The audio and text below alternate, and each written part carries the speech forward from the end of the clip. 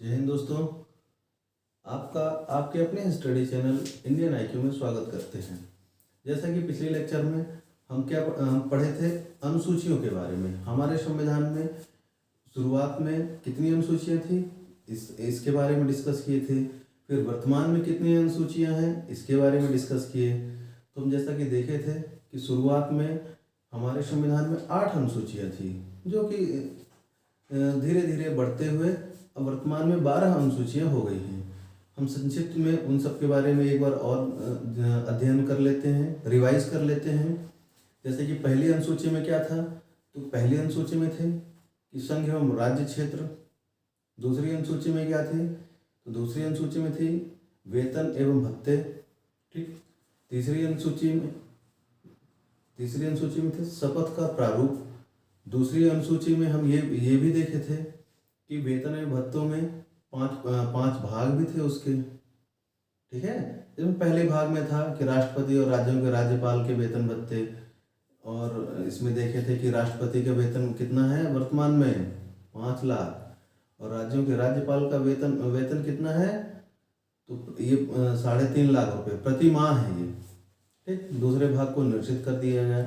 तीसरे भाग में देखे थे कि लोकसभा और विधानसभा के अध्यक्ष, उपाध्यक्ष और राज्यसभा विधान परिषद के सभापति, उपसभापति के वेतन भत्ते, इसके बारे में देखे थे। भाग 3 में क्या देखे थे कि सुप्रीम कोर्ट और हाई कोर्ट के न्यायाधीशों के वेतन भत्ते देखे थे कि सुप्रीम कोर्ट के जजों के वेतन भत्ते 2,80,000 रुपये हैं, जबकि हाई कोर्ट के जजों के वेतन कितने हैं, वेतन भत्ते तो 2.5 लाख रुपये प्रति माह हैं। ठीक। फिर हम देखे थे कैग के बारे में अगले भाग में। तो कैग का वेतन भत्ता कितना है, तो वो भी सुप्रीम कोर्ट के जज के बराबर है, मतलब कि 2.5 लाख रुपये प्रति माह है। ये हम दूसरी अनुसूची में देखे थे। तीसरी अनुसूची में देखे थे क्या कि शपथ का प्रारूप देखे थे कि जो मंत्री शपथ लेते हैं तो वो उनका प्रारूप क्या होता है। इस तरह से हम ये शपथ का देखे थे। फिर चौथी अनुसूची में क्या देखे थे कि चौथी अनुसूची में राज्यसभा में सीटों का वितरण ये था। पांचवी अनुसूची में क्या है, तो पांचवी अनुसूची में कि SC/ST क्षेत्रों का नियंत्रण एवं प्रशासन ये था। छठी अनुसूची में क्या था, अच्छा ये भी हम आपको बताए थे कि पांचवी अनुसूची में भी कई भाग थे, जिसमें अंतिम भाग क्या था कि अनुसूची में संशोधन। तो आपको ये भी बताए थे कि पांचवी अनुसूची में और छठी अनुसूची में संसद द्वारा साधारण विधेयक पारित करके संशोधन किया जाता है। ये बात हम देखे थे। छठी अनुसूची में क्या था कि 4 राज्य असम, मेघालय, त्रिपुरा, मिजोरम, ये चारों राज्य आप जरूर याद रखिएगा, क्योंकि यहीं से क्वेश्चन बनते हैं कि निम्नलिखित में से कौन सा राज्य छठी अनुसूची में शामिल नहीं है, और वो 3 ये दे देगा और एक दूसरा राज्य दे देगा। तो यहाँ पर आपको कंफ्यूज करने के लिए क्वेश्चन पूछे जाते हैं।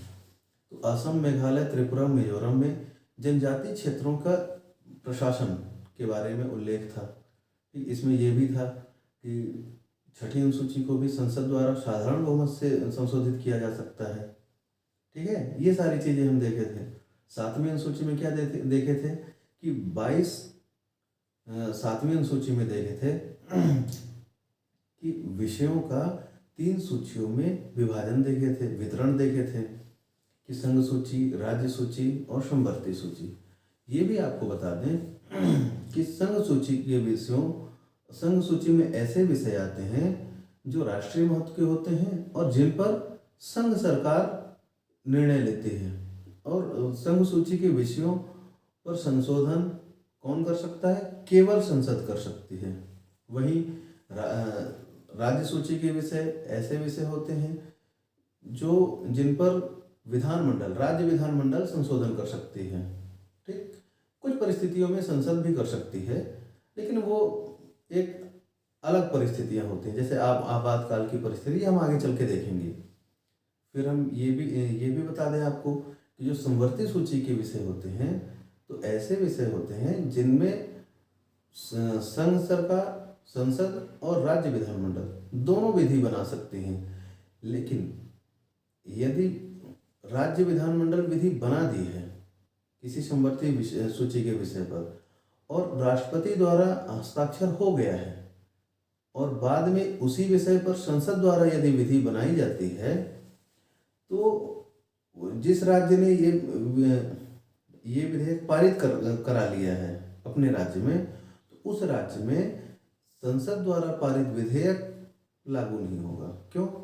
क्योंकि उस विषय पर उस राज्य विधानमंडल ने पहले ही अपना विधेयक पारित करा चुका है और राष्ट्रपति द्वारा साइन भी करवा लिया गया है।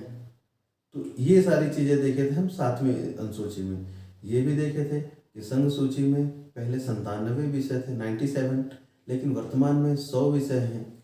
ये भी देखे थे कि राज्य सूची में पहले कितने थे?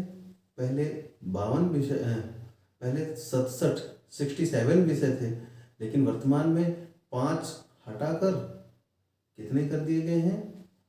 तो वर्तमान में 61 कर दिए गए हैं। ठीक है, तो राज्य सूची में 61 विषय हैं। वहीं समवर्ती सूची में पहले 47 थे, तो राज्य सूची के 5 विषय आकर मिल गए और वर्तमान में कितने हो गए? तो 52 विषय हो गए। ठीक, ये सारी चीज़ें हम देखे थे 7वीं अनुसूची में। 8वीं अनुसूची में हम क्या देखे थे कि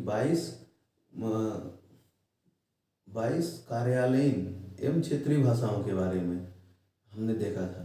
ये भी देखे थे कि शुरुआत में मूल संविधान में 14 भाषाओं का उल्लेख था, ठीक है, 8वीं अनुसूची के तहत, लेकिन वर्तमान में 22 भाषाएं हैं। मतलब कि 8 भाषाएं अलग अलग समय पे अलग अलग संशोधन द्वारा जोड़ा गया। तो 15वीं भाषा कौन सी थी? सिंधी भाषा थी, जो कि 21वें संविधान संशोधन 1967 में जोड़ी गई। फिर तो ये 15वीं भाषा हो गई। ठीक है, फिर 3 भाषाएं और जुड़ी, जिसमें से मणिपुरी, कोंकणी, नेपाली, ये 3 भाषाएं जोड़ी गई। ये कब जोड़ी गई? तो 71वां संविधान संशोधन 1992 में जोड़ी गई। ठीक है, फिर तो कितनी हो गई? 15 और 3 18, मणिपुरी, कोंकणी, नेपाली। लेकिन और फिर अब कितनी बची? 4। तो ये 4 भाषाएं बोडो, डोंगरी, मैथिली, संथाली, ये चारों भाषाएं 92वें संविधान संशोधन 2003 में जोड़ी गई। इस तरह से 18 और 4 दोनों जोड़कर कितना हुआ? 22 भाषाएं। वर्तमान में 8वीं अनुसूची के तहत 22 भाषाओं का उल्लेख है। ठीक है, फिर हम ये देखे थे कि अब मूल संविधान में तो 8 अनुसूची थी, अब वर्तमान में 12 अनुसूची है। मतलब कि 9, 10, 11, 12 ये 4 अनुसूचियाँ समय समय पर संविधान संशोधन करके जोड़ी गई हैं। तो 9वीं अनुसूची में क्या था? 9वीं अनुसूची पहला संविधान संशोधन जून 1951 में जोड़ा गया था, जिसके तहत क्या प्रावधान था कि जमींदारी प्रथा की समाप्ति और भू सुधार संबंधी जो भी अधिनियम संघ सरकार और राज्य सरकार द्वारा पारित किए जाएंगे वो 9वीं अनुसूची के अंतर्गत आएंगे। ठीक है, और ये भी एक प्रावधान था कि 9वीं अनुसूची के तहत जो भी अधिनियम रखे जाएंगे उनका न्यायालय न्यायिक पुनरावलोकन नहीं कर सकते थे। ये एक तरह से सरकार के लिए मतलब कार्यपालिका के लिए एक प्लस पॉइंट था। इससे यहाँ पर एक शक्ति संतुलन नहीं हो पा रहा था। तो शक्ति संतुलन को बनाए रखने के लिए सरकार के तीनों अंगों के बीच शक्ति संतुलन बना रहे, इसके लिए अब देखिए 9वीं अनुसूची के तहत यदि कोई अधिनियम बना दिए, भूमि सुधार संबंधित कोई अधिनियम संघ सरकार ने या फिर राज्य विधानमंडल ने बना दिया, अब उसको लाके किस में रख दिए? 9वीं अनुसूची के तहत। तो उसमें न्यायालय तो कोई हस्तक्षेप नहीं कर सकता। क्यों? क्योंकि उसमें ये लिखा था कि ये एक ऐसा बॉक्स टाइप का था कि जिसमें कुछ रख दो तो वहां पर न्यायपालिका हस्तक्षेप नहीं कर सकती थी। मतलब वो अधिनियम वाद योग्य नहीं थे। अब इसके लिए सुप्रीम कोर्ट ने 24 अप्रैल 1973 को जो एक ऐतिहासिक निर्णय था, केशवानंद भारती बनाम केरल राज्यवाद, तो उसमें निर्णय दिया 24 अप्रैल 1973 को, मूल ढांचे का सिद्धांत दिया और ये कहा गया कि संसद सब संविधान के सभी भाग में संशोधन कर सकती है, बशर्ते उसको इस बात का ध्यान रखना होगा कि संविधान का मूल ढांचा विकृत ना होने पाए। तो मूल ढांचे का सिद्धांत दे दिया और ये भी कहा कि 9वीं अनुसूची में 1973 से पहले जो अधिनियम रखे गए थे उनका हम न्यायिक पुनरावलोकन नहीं करेंगे, लेकिन 1973 के बाद के विषय का हम न्यायिक पुनरावलोकन करेंगे। ये क्या था कि IR सैलो बनाम तमिलनाडु राज्यवाद 2007 में ऐसा सुप्रीम कोर्ट ने निर्णय दिया था कि हम 1973 के बाद के विषय का न्यायिक पुनरावलोकन करेंगे। कौन सा वाद है? IR सैलो बनाम तमिलनाडु वाद, ठीक है, 2007 में। इस बात का विशेष ख्याल रखेगा। फिर 10वीं अनुसूची में हम क्या देखे थे कि 10वीं अनुसूची में दल बदल द्वारा सदस्यों की निर्हरताएं देखे थे कि कोई भी सदस्य यदि दल बदल करता है, अपने दल से दूसरे दल में जाता है, तो किस किस तरह से अयोग्य घोषित होगा। तो ये 52वें संविधान संशोधन 1985 में देखे थे, ठीक है, कि ये अनुसूची 1985 में जुड़ी थी। ये भी हम आपको बताए थे कि राजनीतिक शब्द का पहली बार प्रयोग 10वीं अनुसूची में किया गया था, ठीक है। राजनीतिक दल शब्द का प्रयोग पहली बार 10वीं अनुसूची में किया गया है, ठीक है। इसी अनुसूची के तहत हम कुछ प्रावधान देखे थे कि कौन कौन से प्रावधानों के तहत कोई भी निर्वाचित जनप्रतिनिधि या मनोनीत भी होते हैं तो किस किस आधार पर अयोग्य घोषित किए जाते थे, ये हम सभी प्रावधान देखे थे। कौन अयोग्य घोषित करता है ये भी देखे थे कि जो सदन का अध्यक्ष होता है वही इनको अयोग्य घोषित करता है, ठीक। यदि सदस्य नहीं है तो उसकी अनुपस्थिति में कोई भी राजनीतिक दल होते हैं वो अपने किसी व्यक्ति को इस काम के लिए चुन लेते हैं, ठीक है। ये भी देखे थे कि 91वां संविधान संशोधन 2003 के तहत इसके 10वीं अनुसूची का जो पैरा 3 है उसको समाप्त कर दिया गया। पैरा 3 में क्या था कि यदि 1/3 सदस्य किसी दूसरे दल में विलय करते हैं तो वो दल बदल नहीं माना जाएगा। इस क्लॉज को समाप्त कर दिया गया। फिर हम क्या देखे थे? 11वीं अनुसूची। तो 11वीं अनुसूची में क्या देखे थे कि 11वीं और 12वीं अनुसूची, तो 11वीं अनुसूची 73वां संविधान संशोधन और 12वीं अनुसूची 74वां संविधान संशोधन 1992 में पारित हुआ, ठीक है। इसके तहत 11वीं अनुसूची के तहत पंचायतों को 29 विषय दिए गए और नगर पालिका को 18 विषय दिए गए, ठीक है। ये सारी चीज़ें हमने देखा था। ये भी आपको बताए थे कि 73वें संविधान संशोधन और 74वें संविधान संशोधन, मतलब पंचायतों के लिए जो प्रावधान था 11वीं अनुसूची में और नगर पालिका के लिए जो प्रावधान था 12वीं अनुसूची में, तो ये संविधान के किसी अनुच्छेद में था, ठीक, कि उनको उत्तरदायित्व था ना, शक्तियां, प्राधिकार, उत्तरदायित्व। ये आपको कमेंट में बताना है कि पंचायतों के लिए कौन सा अनुच्छेद कौन से अनुच्छेद में जोड़ा गया और नगर पालिका के लिए कौन से अनुच्छेद में। आपको हम ये बता दें कि जो नगर पालिका के लिए था तो अनुच्छेद 243W के तहत जोड़ा गया था, ठीक। अब आपको कमेंट में ये बताना है कि पंचायतों का जो प्रावधान था वो किस अनुच्छेद में आता है, ठीक है। इस बात को आपको कमेंट में बताना है। तो ये सारी चीज़ें हमने क्या देखा था अनुसूचियों के बारे में। फिर हम ये भी बताए थे कि आज के लेक्चर में हम क्या पढ़ेंगे कि संविधान के स्रोत के बारे में पढ़ेंगे कि हमारा संविधान 2 वर्ष 11 महीने 18 दिन में तैयार हो गया। तो क्या ये बनाया गया है, क्या ये संविधान सभा के सदस्यों के दिमाग की उपज है, मतलब उन्होंने स्वयं निर्मित किया है या फिर ये किसी से प्रेरित है, इसके बारे में हम आज देखेंगे। तो हम आपको ये बता दें कि भारतीय संविधान किसी विकास की प्रक्रिया का परिणाम नहीं है, बल्कि यह तो भारत के शीर्ष क्रम नेताओं के समूह जो संविधान सभा में एकत्रित हुए हैं, उनके द्वारा सोच समझकर और शांत चित्त होकर निर्मित किया गया है। उन्होंने विश्व जो संविधान सभा के सदस्य थे, तो विश्व के सभी ज्ञात संविधानों का अध्ययन किए और उसके पश्चात एक मसौदा तैयार किए थे। ठीक है, आपको ये भी बता दें कि हमारा जो संविधान है ब्रिटिश संवैधानिक व्यवस्था से सबसे ज़्यादा प्रभावित है।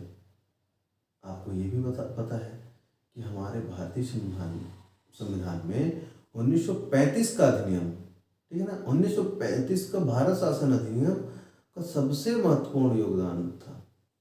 हमारे संविधान में 395 अनुच्छेद है ना, तो लगभग 250 अनुच्छेद 1935 के भारत शासन अधिनियम से लिए गए हैं। उसमें या तो हूबहू या थोड़ा बहुत परिवर्तन करके हमारे संविधान को में शामिल किया गया है। ठीक, तो आपको ये बता दें कि हमारे भारतीय संविधान में जो हम संवैधानिक विकास के क्रम में कुछ अधिनियम पढ़े थे कि 1909 का भारत परिषद अधिनियम, 1919 का भारत शासन अधिनियम, 1928 में नेहरू रिपोर्ट आई थी, ठीक, 1935 का भारत शासन अधिनियम, तो इनका भी बहुत योगदान था। इनसे भी हमारे संविधान में बहुत सारी चीज़ें ग्रहण की गई थी। ठीक है, तो हम आपको ये बता दें स्रोत के बारे में। ठीक है,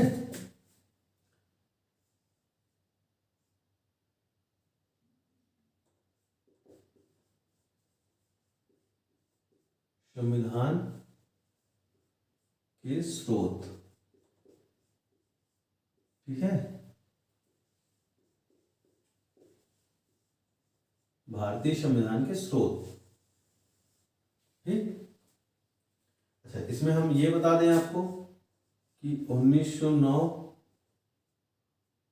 का क्या था, भारत परिषद अधिनियम।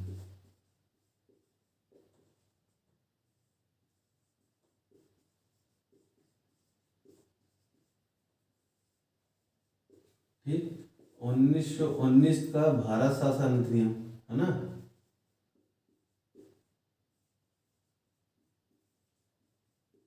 भारत शासन अधिनियम।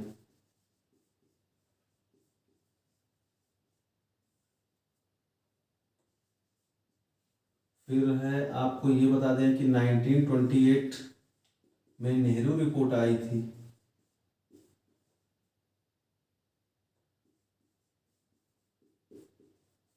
ठीक है, फिर 1935 में भारत शासन अधिनियम आया था।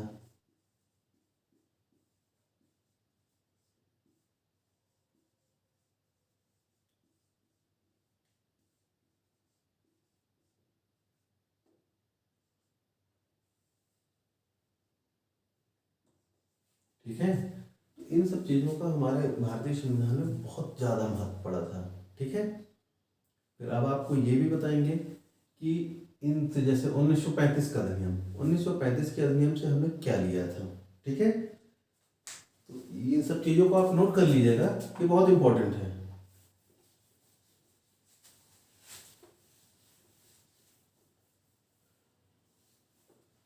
उन्नीस सौ 35 के अधिनियम से आपको बताया ना भाई कि सबसे ज़्यादा प्रभावित है हमारा संविधान 1935 के अधिनियम से।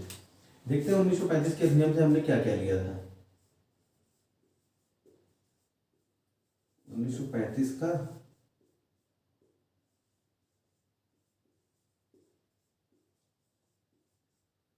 भारत शासन अधिनियम।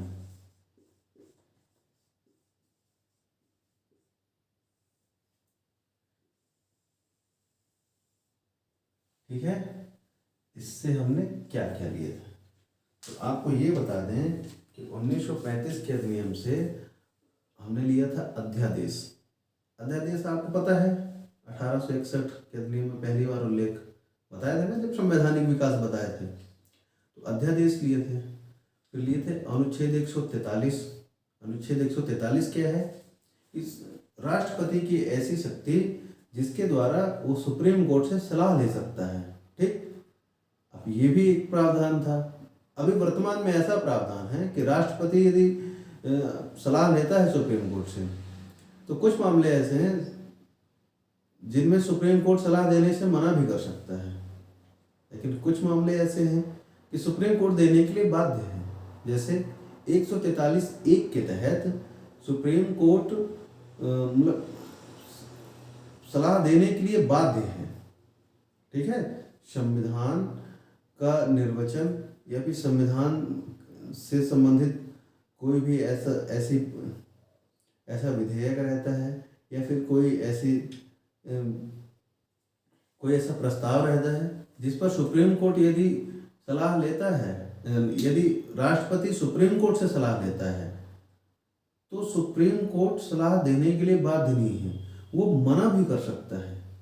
लेकिन अनुच्छेद 143(2) के तहत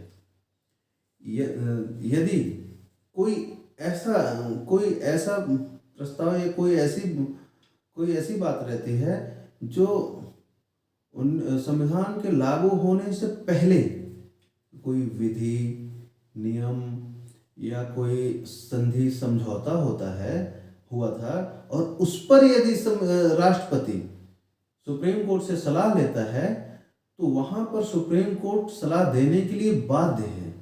लेकिन राष्ट्रपति दोनों ही स्थिति में सुप्रीम कोर्ट की सलाह मानने के लिए बाध्य नहीं है। अब चूंकि सुप्रीम कोर्ट की गरिमा को ध्यान में रखते हुए राष्ट्रपति उसके सलाह को मान लेता है, लेकिन ये व्यवहार में होता है कि मान लेता है, सैद्धांतिक तौर पर मानने के लिए बाध्य नहीं है। ठीक है, तो ये अनुच्छेद 143 के जो प्रावधान है वो कहाँ से लिए हैं? 1935 के अधिनियम से। ठीक है, अध्यादेश हो गया, अनुच्छेद 143 का प्रावधान हो गया, तदर्थ नियुक्तियां हो गया। तदर्थ नियुक्तियां ऐसी नियुक्तियां होती हैं, तदर्थ नियुक्ति सबसे पहले तो ये बता दें आपको कि ये सुप्रीम कोर्ट में होती है, हाई कोर्ट में नहीं होती है। मोस्ट इंपॉर्टेंट बात तो यही ध्यान रखिएगा कि तदर्थ नियुक्तियां होती के कहाँ है? सुप्रीम कोर्ट में होती है। कब होती है? जब सुप्रीम कोर्ट में गण पूर्ति नहीं होती है, तो ऐसी स्थिति में सुप्रीम कोर्ट के जो चीफ जस्टिस होते हैं वो राष्ट्रपति की पूर्व अनुमति से किसी अन्य जज को, किसी अन्य न्यायाधीश को शामिल करते हैं। ठीक है, ताकि गण पूर्ति हो जाए और उन न्यायाधीश को वही शक्तियां प्राप्त होती हैं जो कि सुप्रीम कोर्ट के अन्य न्यायाधीश को प्राप्त रहती है। ठीक है, तो तदर्थ नियुक्तियां कहाँ होती हैं? सुप्रीम कोर्ट में होती है, हाई कोर्ट में नहीं होती। कैग है ना, भारत का नियंत्रक एवं महालेखा परीक्षक, जो अनुच्छेद 148 से लेके 151 तक है ना, देखे थे ना हम कि भाग 5 में अंतिम अध्याय 5वें अध्याय में कैग का उल्लेख है, 148 अनुच्छेद 148 से 151 तक। ये सारी चीज़ें हम बताए थे आपको। फिर ये भी आपको बता दें कि जो प्रशासनिक ब्यौरा होता है ना, प्रशासनिक ब्यौरा देना पड़ता है, ये भी हम 1935 के अधिनियम से लिए थे। ठीक, लोक सेवा आयोग को भी हमने 1935 के अधिनियम से लिया है। राज्यपाल का पद हमने 1935 के अधिनियम से लिया है। त्रिसूची प्रणाली लिया है। आपको अभी इसी लेक्चर में स्टार्टिंग में अनुसूचियों में हम बताए थे कि 7वीं अनुसूची में क्या है? विषयों का 3 सूचियों में विभाजन है ना, संघ सूची, संवर्ती सूची, राज्य सूची। तो ये त्रिसूची प्रणाली कहाँ से लिए हैं? तो त्रिसूची प्रणाली 1935 के अधिनियम से लिए हैं। इन सब चीज़ों को आप रिलेट कर पाएंगे कब? जब आपकी समझ विकसित होगी, जब आपके दिमाग में चीज़ें चारों तरफ की आपके दिमाग में चीज़ें रहेंगी तो आप रिलेट कर पाएंगे। अब एग्जामिनेशन हॉल में क्वेश्चन तब आपसे बनता है जब आप चीज़ों को रिलेट करना जान जाएंगे। जिस दिन आप ये कला सीख गए कि चीज़ों को रिलेट कैसे करते हैं, उस दिन समझ जाइए कि आप सफलता के अंतिम पायदान पर हैं। फिर उसके बाद सफलता आपको मिलेगी। ठीक, ये भी हम देखें, ये भी आपको बता दें कि 1935 के अधिनियम से आपातकाल का प्रावधान लिया गया है। अब आपको तो ये लगेगा, अरे आपातकाल तो हम लिए हैं जर्मनी के वाइमर अधिनियम संविधान से लिए हैं, जर्मनी से लिए हैं आपातकाल। तो ये बता दें आपको कि आपातकाल में मूल अधिकारों का निलंबन हमने जर्मनी से लिया है। आपातकाल अगर केवल आए आपातकाल, अगर प्रश्न में आए कि आपातकाल का प्रावधान कहाँ से लिए हैं, तो उस प्रश्न में ऑप्शन अगर जर्मनी रहे और 1935 का अधिनियम दोनों रहे तो आप लगाएंगे 1935 का अधिनियम। ठीक है। आपातकाल में मूल अधिकारों का निलंबन कहाँ से लिए हैं, ये हमने जर्मनी से लिया है। आगे चल के हम आपको बताएंगे कि अनुच्छेद 358 और 359 में अनुच्छेद 20 और 21 के अलावा सभी मूल अधिकारों का, ठीक है ना, मूल अधिकारों पर प्रतिबंध लगा दिया जाता है। अनुच्छेद 359 में राष्ट्रपति निर्धारित करता है कि कौन कौन से मूल अधिकारों का को निलंबित किया जाएगा। ठीक है। तो ये सारी चीज़ें हम आगे बताएंगे आपको कि आपातकाल में कौन कौन से मूल अधिकारों का हनन निलंबन होता है। ठीक। तो मूल अधिकारों का निलंबन आपातकाल में जर्मनी के वाइमर संविधान से लिए हैं। ठीक। और केवल आपातकाल बसा है तो 1935 के अधिनियम से। ठीक है। फिर ये भी बता दें कि जो अवशिष्ट शक्ति है ये भी हमने लिया है 1935 के अधिनियम से। ठीक है। व्यवस्थापिका के सदन, ये भी हम लोगों ने वहीं से लिया है। ठीक है। व्यवस्थापिका के 2 सदन, ठीक है ना, व्यवस्थापिका के सदन ये हमने लिया है वहाँ से। ठीक है। संघ राज्यों के बीच जो राजस्व का बंटवारा होता है, संघ और राज्य के बीच राजस्व को बंटवारे के लिए ही अनुच्छेद 280 के तहत वित्त आयोग का गठन किया जाता है प्रत्येक 5 वर्ष में राष्ट्रपति के द्वारा। ठीक है। जिसमें 1 अध्यक्ष और 4 सदस्य होते हैं। ये सारी जानकारी आप नोट कर लीजिएगा। इसमें बोर्ड पर लिखना, सारी चीज़ें लिख तो नहीं पाएंगे क्योंकि इससे वीडियो बहुत लंबी हो जाती है। ठीक। तो जो हम बोल रहे हैं उसी को आप लिख लीजिएगा। ठीक। फिर ये भी बता दें कि सुप्रीम कोर्ट का निम्न स्तर पर नियंत्रण स्थापित करना, ये भी 1935 के अधिनियम से लिए हैं। ठीक।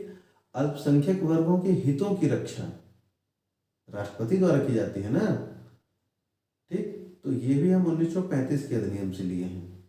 ठीक है। इस बात का आप ख्याल रखेंगे। फिर ये तो 1935 के अधिनियम से लिए हैं। कुछ मुख्य मुख्य प्रावधान बताए हैं। वैसे तो लगभग 250 अनुच्छेद हम लिए हैं अपने 395 अनुच्छेदों में से, लगभग 250 अनुच्छेद तो हम वहीं से लिए हैं। ठीक। तो सारे प्रावधानों को तो डिस्कस नहीं किया जा सकता। जो मुख्य मुख्य प्रावधान है और जो ज़्यादातर एग्जाम में आते हैं, हम केवल उन्हीं को डिस्कस कर रहे हैं यहाँ पर। फिर हम देखते हैं कि ब्रिटेन के संविधान से हमने क्या क्या ग्रहण किया है।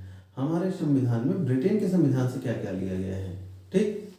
तो ये आपको बता दें कि संसदीय प्रक्रिया हमने कहाँ से लिए हैं, ब्रिटेन के संविधान से लिए हैं। ठीक। विधि निर्माण की प्रक्रिया, मतलब कि विधि कैसे बनती है, कोई भी विधेयक, प्रस्ताव, अधिनियम कैसे बनता है, इसकी प्रक्रिया हम ब्रिटेन के संविधान से लिए हैं। फिर विधि का शासन, आप पढ़ते हैं ना कि हमारे देश में कैसा है, विधि का शासन है, जो कानून है उसका शासन है, ये हम लोग पढ़ते हैं ना। तो ये हम लोग कहाँ से लिए हैं, ब्रिटेन के संविधान से लिए हैं। ठीक। फिर ये भी आपको बता दें कि विधि के समक्ष समानता, ये हमने कहाँ से लिया है, ब्रिटेन के संविधान से। इसका मतलब है कि विधि के समक्ष सभी व्यक्ति समान हैं। इसमें यह है कि कुछ अपवाद स्वरूप राज्यपाल और राष्ट्रपति के लिए विशेषाधिकार दिए जाते हैं, कुछ संसदीय विशेषाधिकार, ये अपवाद है, लेकिन विधि के समक्ष समानता का ही हमारे यहाँ सिद्धांत पाया जाता है। ठीक। संसदीय शासन प्रणाली हमने ब्रिटेन से ही लिया है, जिसमें मंत्रियों के उत्तरदायित्व होता है। मंत्रियों का उत्तरदायित्व, व्यक्तिगत उत्तरदायित्व किसके प्रति, राष्ट्रपति के प्रति, है ना। और मंत्रिपरिषद का उत्तरदायित्व, सामूहिक उत्तरदायित्व किसके प्रति, निचले सदन के, लोकसभा संघ में और विधानसभा राज्यों में। तो मंत्री परिषद किसके प्रति उत्तरदायी होती है? तो लोकसभा के प्रति, और राज्यों में विधानसभा के प्रति। और मंत्री किसके प्रति होते हैं? तो संघ में राष्ट्रपति और राज्यों में राज्यपाल के प्रति उत्तरदायी होते हैं। ठीक है। फिर हम ये बता दें आपको कि जो बहुमत प्रणाली है, ठीक, हमारे देश में कैसी जो निर्वाचन होता है, तो सदस्यों का निर्वाचन कैसे होता है? बहुमत आधार पर होता है, बहुमत प्रणाली। उसको कहते हैं first past the post system, मतलब पहले आओ पहले पाओ। ये व्यवस्था हमने कहाँ से लिया है? तो ब्रिटेन के संविधान से लिया है। ठीक है। ये भी बता दें कि जो विशेषाधिकार होता है, ठीक है ना, संसदीय विशेषाधिकार, मतलब कि अच्छा ये भी बता दें कि जो रिट होती है ना, जो उच्चतम न्यायालय द्वारा जारी किया जाता है तो मूल अधिकारों के हनन पर, तो ये रिटें भी हमने कहाँ से लिए हैं? ब्रिटेन के संविधान से। महत्वपूर्ण बात अब आपको बता रहे हैं कि एकल नागरिकता, हमारे देश में एकल नागरिकता का प्रावधान है। ठीक है। ये हमने कहाँ से लिया है? तो ब्रिटेन से लिया है। जबकि अमेरिका में कैसी नागरिकता है? दोहरी नागरिकता। अमेरिका की एक पूरे देश की नागरिकता एक है और अलग अलग राज्यों की नागरिकता दूसरी नागरिकता है। ठीक है। तो वहाँ दोहरी नागरिकता पाई जाती है। वहाँ अमेरिका से उलट हमारे देश में एकल नागरिकता पाई जाती है। ऐसा तो है नहीं ना कि आप यूपी से हैं तो यूपी की अलग नागरिकता है और भारत देश की अलग नागरिकता है, ऐसा तो है नहीं। हमारे देश में एक ही नागरिकता पाई जाती है। ठीक है। फिर ये भी बता दें आपको कि राष्ट्रपति का अभिभाषण एवं पद हमने ब्रिटेन से लिया है। ये बहुत इंपॉर्टेंट बात है। क्यों? क्योंकि ज़्यादातर हमें यही पता रहता है कि राष्ट्रपति कहाँ से लिए हैं। राष्ट्रपति अमेरिका से लिए हैं, लेकिन जब राष्ट्रपति की तुलना होती है तो अमेरिका के राष्ट्रपति और भारत के राष्ट्रपति की तुलना नहीं होती है, बल्कि भारत के राष्ट्रपति और ब्रिटेन के राजा की तुलना की जाती है। जब अगर आप पढ़ेंगे कि हम राष्ट्रपति की तुलना किससे होती है, तो ब्रिटेन के राजा से तुलना होती है। मतलब कि हमारे देश में जो राष्ट्रपति का पद है वो किससे प्रभावित है? ब्रिटेन के राजा से। ठीक है ना। इस बात का आप ख्याल रखिएगा कि अगर प्रश्न आए कि राष्ट्रपति का पद कहाँ से लिया गया है और उसमें अमेरिका और ब्रिटेन भी रहे, तो ब्रिटेन को लगाइएगा, आंसर सही जाएगा। क्योंकि ऐसा कई बार होता है कि हमें लगता है कि आंसर तो यही सही है और हम टिक करके आ जाते हैं, लेकिन रिजल्ट कुछ और होता है। ठीक है। तो इस बात का अपन ख्याल रखेंगे। ठीक है। राष्ट्रपति जो अभिभाषण देते हैं, ठीक, प्रथम सत्र में या फिर जो भी चुनी हुई सरकार आती है उसका जो प्रथम अधिवेशन होता है, ठीक, उस पर जो पहला अभिभाषण देते हैं, तो वो अभिभाषण भी राष्ट्रपति का हमने ब्रिटेन से लिया है। तो इतनी सारी चीज़ें हमने ब्रिटेन से लिए हैं। ठीक है। हमने क्या क्या देखा है? हम ये देखें कि 1935 के अधिनियम से क्या लिए हैं। ठीक है। हमने ये देखा कि ब्रिटेन के अधिनियम से क्या लिए हैं। ठीक। अब हम क्या देखेंगे कि अमेरिका के संविधान का भी हमारे भारतीय संविधान में बहुत ज़्यादा प्रभाव पड़ा है। ठीक है। तो अमेरिका के संविधान से क्या क्या लिए हैं? तो सबसे पहली बात कि प्रस्तावना, हम भारत के लोग, ये शब्द ही हमने वहाँ से लिया है। ठीक है। With the people of India है ना प्रस्तावना के स्टार्टिंग में, वो भी हम आपको आगे चल के बताएंगे। प्रस्तावना हमने कहाँ से लिया है? प्रस्तावना की जो है ना अमेरिका से लिए हैं। PIL, पब्लिक इंटरेस्ट लिटिगेशन, ठीक है, तो जनहित याचिका कहते हैं इसे। तो PIL का प्रावधान भी हमने अमेरिका से लिया है। आपको ये बता दें कि PIL का जन्मदाता कौन? PIL का जन्मदाता ऑस्ट्रेलिया है, लेकिन हमने फिर अमेरिका से क्यों लिया? क्योंकि अमेरिका में PIL का सबसे ज़्यादा उपयोग होता है, तो वहीं से प्रभावित होकर हमने अपने संविधान में ग्रहण किया है। अगर प्रश्न आए कि PIL का जन्मदाता कौन, ऑस्ट्रेलिया टिक करिएगा। ठीक है। फिर आपको यही बता दें कि न्यायिक पुनरावलोकन की शक्ति हमने कहाँ से लिए हैं? ये अमेरिका से लिए हैं। ठीक। राष्ट्रपति का निर्वाचन एवं महाभियोग, ठीक है, ये हमने अमेरिका से लिया है। महाभियोग की प्रक्रिया पूरे संविधान में केवल राष्ट्रपति के लिए उपयोग में लाई है। जो महाभियोग शब्द है ना, तो ये केवल राष्ट्रपति के लिए उपयोग में लाया जाता है संवैधानिक तौर पर, और अन्य के लिए महाभियोग जैसी प्रक्रिया का उल्लेख है। अगर प्रश्न आता है कि आपको बता दें आपकी समझ के लिए, जैसे मान लीजिए कि सुप्रीम कोर्ट का मुख्य न्यायाधीश है, सुप्रीम कोर्ट का न्यायाधीश है, ठीक, तो इनको हटाने की प्रक्रिया क्या होती है? तो हम ये सोचते हैं कि अरे महाभियोग प्रक्रिया द्वारा सुप्रीम कोर्ट के न्यायाधीश को उसके पद से निलंबित करते हैं। महाभियोग नहीं, महाभियोग जैसी प्रक्रिया। महाभियोग शब्द का प्रयोग केवल राष्ट्रपति को उसके पद से हटाने के लिए प्रयोग करते हैं, ना कि अन्य के लिए, ठीक है। तो महाभियोग कहाँ से लिए हैं? अमेरिका से लिए हैं, ठीक है।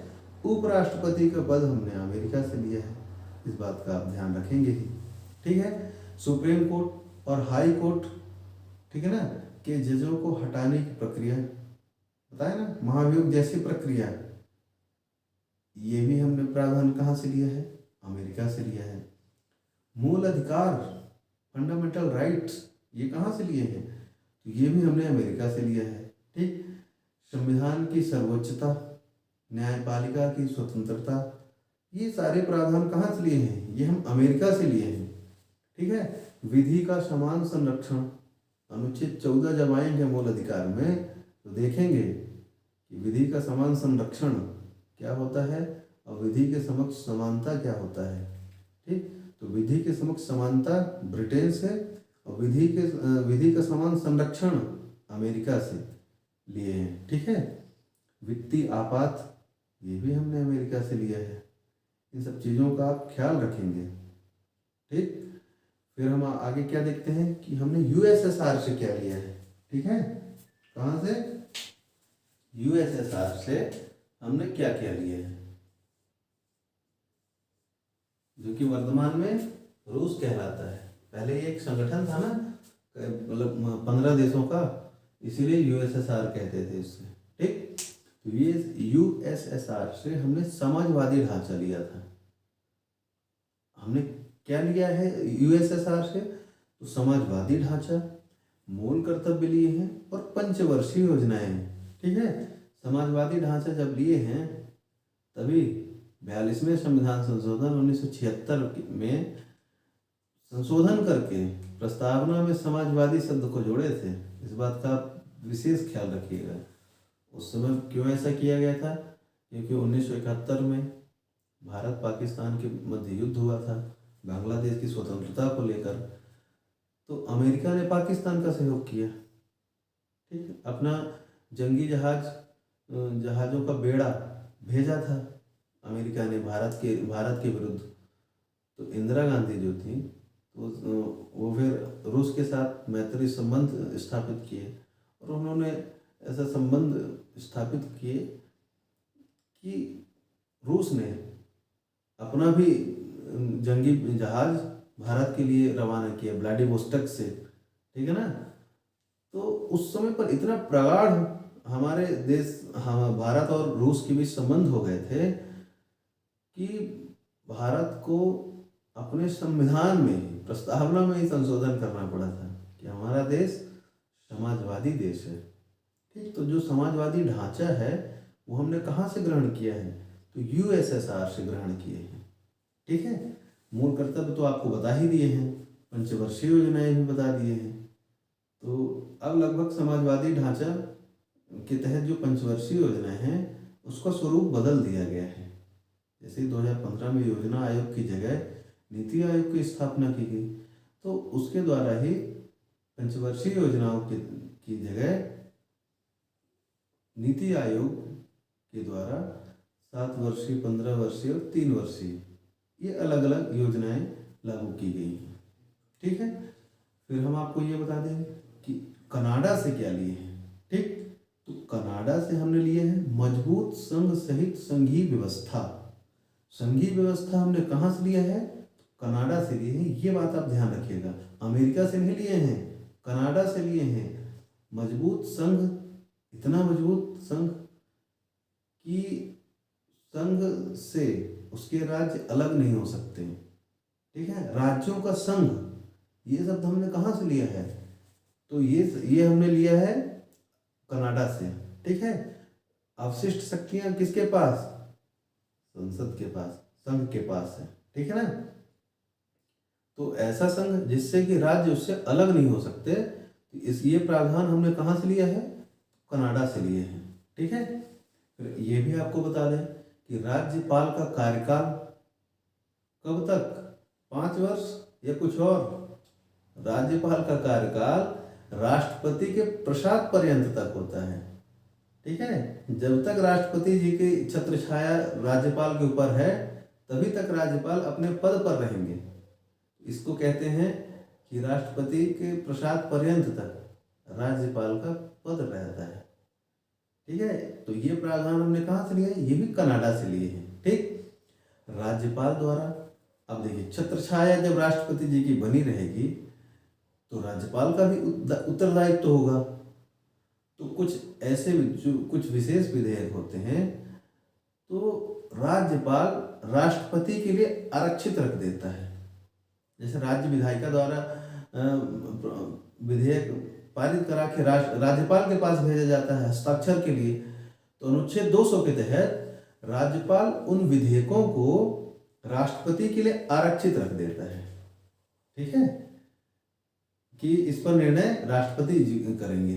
ठीक है, तो ये प्रावधान भी हम कहाँ से लिए हैं? कनाडा से लिए हैं। ठीक है, तो इतने सारे प्रावधान हमने कनाडा से लिए हैं। ठीक है ना, ये हमने कनाडा से लिए हैं।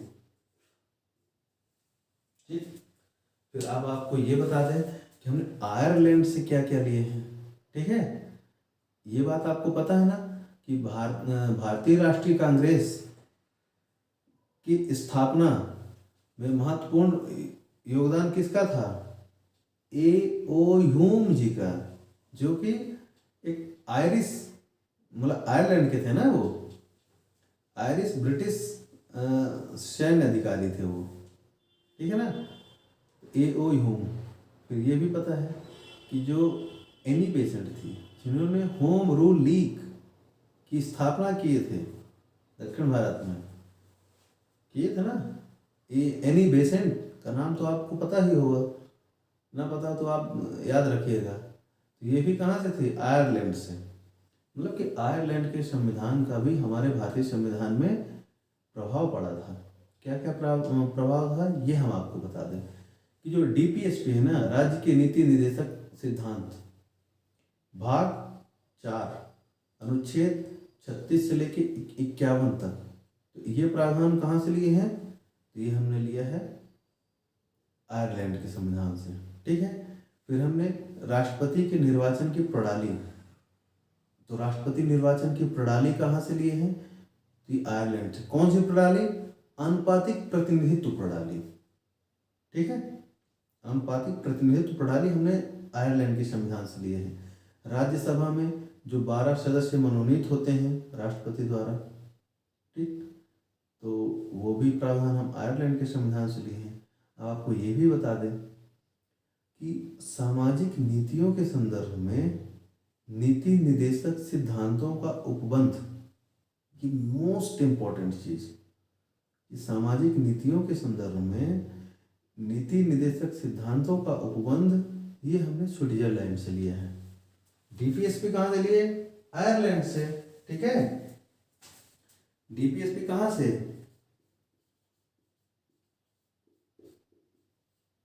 आयरलैंड से। लेकिन सामाजिक नीतियों के संदर्भ में नीति निर्देशक सिद्धांतों का उपबंध, ये हमने कहाँ से लिया है? तो ये हमने लिया है स्विट्जरलैंड से।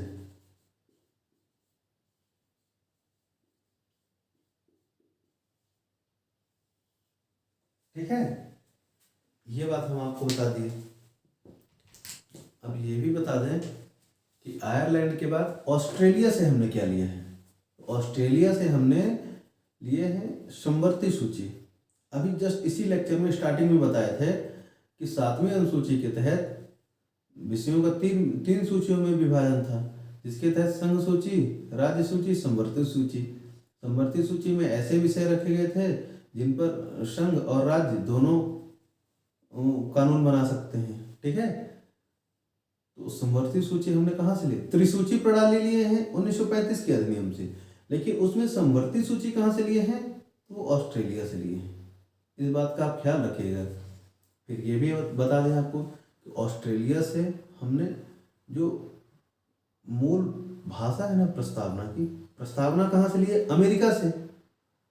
लेकिन उसकी मूल भाषा क्या कहाँ से ली है? जो विशिष्ट भाषा है प्रस्तावना की, वो हमने कहाँ से लिए हैं? वो ऑस्ट्रेलिया से लिए हैं। ठीक है, इस बात का विशेष ख्याल रखिएगा। फिर हम बता दें आपको कि जर्मनी से क्या लिए हैं। अभी आपको हम बताए थे ना कि 1935 के अधिनियम में जो आपातकाल का प्रावधान है, तो आपातकाल का प्रावधान तो हम 1935 के अधिनियम से लिए हैं। लेकिन आपातकाल में मूल अधिकारों का निलंबन राष्ट्रपति जी द्वारा होता है ना, तो मूल अधिकारों का निलंबन हमने कहाँ से लिया है? तो जर्मनी के वाइमर संविधान से। जर्मनी के संविधान को क्या कहते हैं? वाइमर संविधान। ठीक है ना।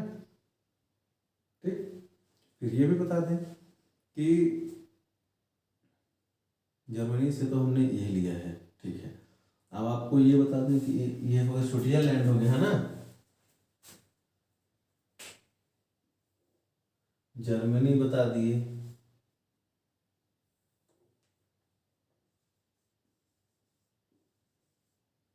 ठीक, जर्मनी के बाद ये देखिए, जर्मनी, आयरलैंड, और अब आपको बता दें, अरे रूसी क्रांति बता दें आपको। हमारे भारतीय संविधान में जो इसके पहले क्रांतियां घटित हुई हैं, वहां से भी बहुत सारी चीजें लिए हैं। तो हमारे प्रस्तावना में तो 3 प्रकार के न्याय हैं, सामाजिक, आर्थिक, राजनीतिक न्याय, तो ये हमने रूसी क्रांति से लिए हैं। इस बात का विशेष ख्याल रखिएगा। सामाजिक, आर्थिक और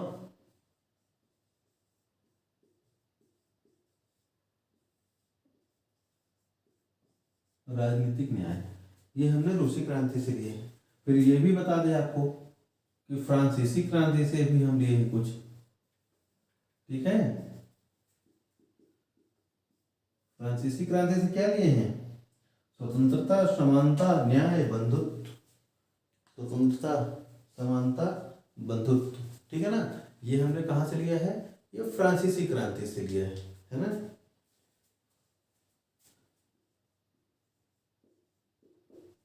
स्वतंत्रता,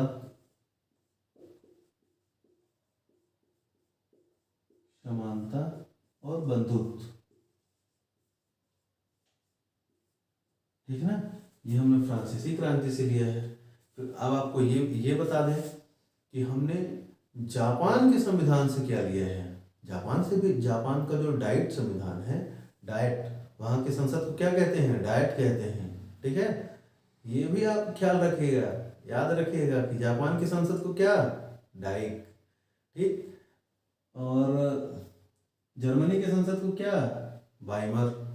ठीक, इस बात का आप ख्याल रखिएगा। ठीक है, तो जापान से हमने क्या लिया है?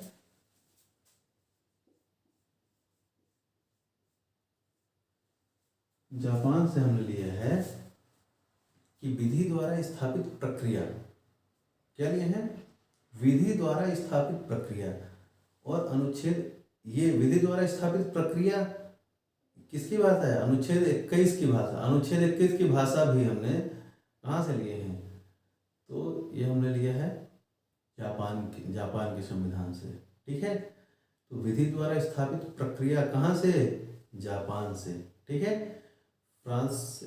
अच्छा, फ्रांसीसी क्रांति तो बता दिए आपको।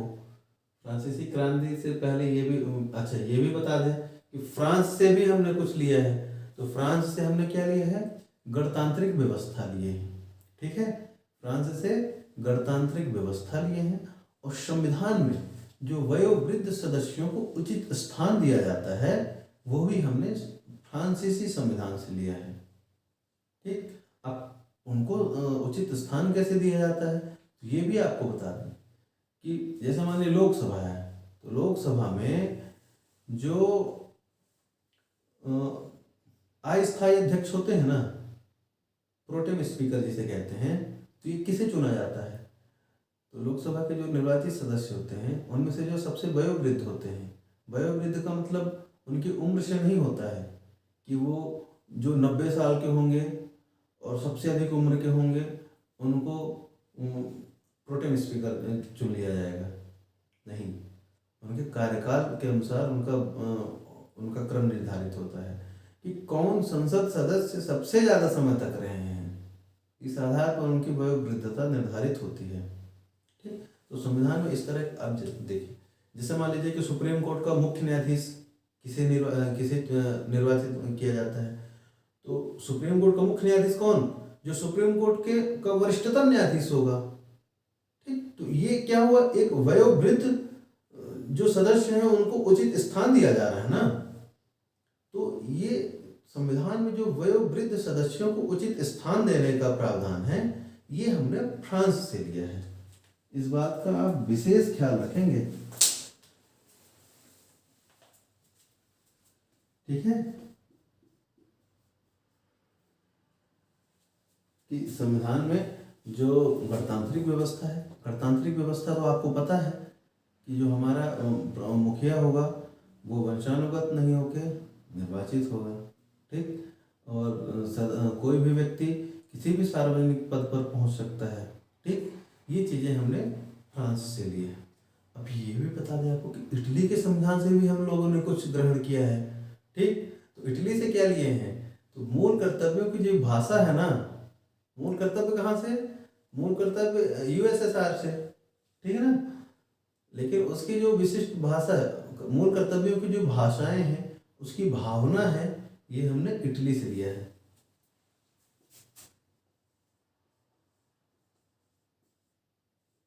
ठीक है, देखिए, Britain, America, USSR, Canada, Ireland, Switzerland, Germany, France, Japan, Italy, रूसी क्रांति, फ्रांसीसी क्रांति, अच्छा, इन सब का प्रावधान आप याद रखेंगे, बहुत ही इंपॉर्टेंट है। ठीक है, अब आपको लास्ट में एक प्रश्न आपसे पूछ रहे हैं, कहिए तो लिख दे इसमें प्रश्न, उस प्रश्न का जवाब आप दीजिएगा जरूर। इन सब चीज़ों को आप नोट कर लीजिएगा, ठीक है, क्योंकि रूसी क्रांति से क्या लिए हैं, फ्रांसीसी क्रांति से क्या लिए, इन सब से क्वेश्चन जरूर आते हैं। ठीक है,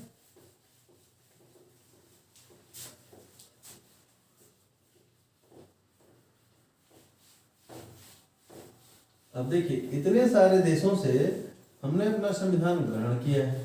ठीक, हूबहू चीजें तो नहीं लिए हैं, बस ये किए हैं कि हमने अपने भारतीय जरूरत, भारतीय परिदृश्य में उनको थोड़ा सा परिवर्तन किए हैं और फिर हमने अपने संविधान में उसको उचित स्थान दिया है। ठीक, एक प्रश्न आप लोगों के लिए कि आपको पता है कि हमारा भारत का संविधान है विश्व का बृहत्तम संविधान है, सबसे बड़ा लिखित संविधान है। ठीक, तो इसका मुख्य कारण क्या है, ये आज का सवाल। ठीक है, तो ये आज का सवाल है कि भारतीय संविधान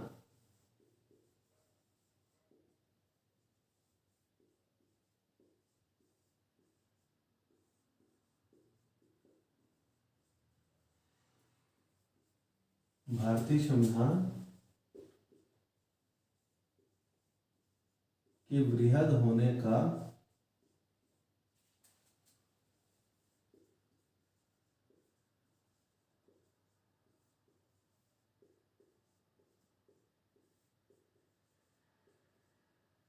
मुख्य कारण है।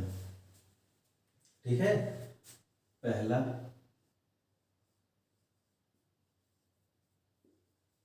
1935 का भारत शासन अधिनियम।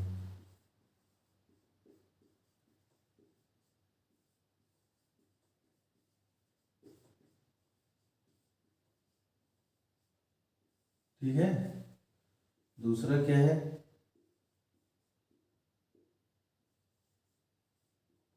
संघ राज्य क्षेत्र का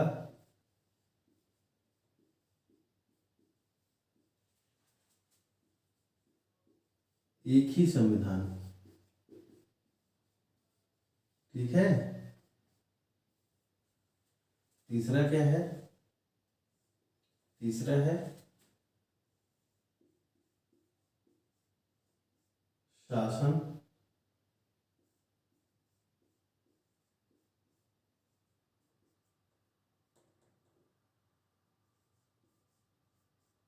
शासन प्रशासन का व्यापक उल्लेख। ठीक है ना, शासन प्रशासन का व्यापक उल्लेख है।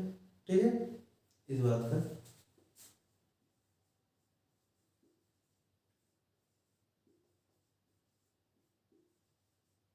ठीक है। और चौथा, चौथे में है कि विभिन्न देश विदेशी संविधान से प्रभावित, ये विभिन्न देशों के संविधान से प्रभावित। ठीक है।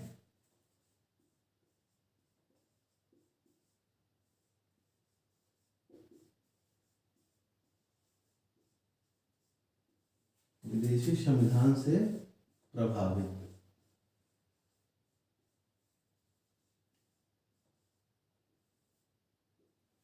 ये आज का सवाल है आपके लिए। ठीक है, आंसर क्या होगा ये आप हमें कमेंट के थ्रू देंगे। कमेंट में आप ये बताएंगे इसका आंसर क्या होगा, बाकी इसका आंसर हम नेक्स्ट लेक्चर में आपको बता ही देंगे। ठीक है, लेकिन देखते हैं कि आप लोगों ने अभी तक पढ़ा क्या है इसके पहले तक। ठीक है, यदि आप इसके पहले भी इस विषय को पढ़ चुके हैं तो इस सवाल का जरूर आंसर दीजिएगा। ठीक है, यह आपके लिए एक वैचारिक चुनौती के रूप में है। ठीक है, तो मिलते हैं नेक्स्ट लेक्चर में। जय हिंद।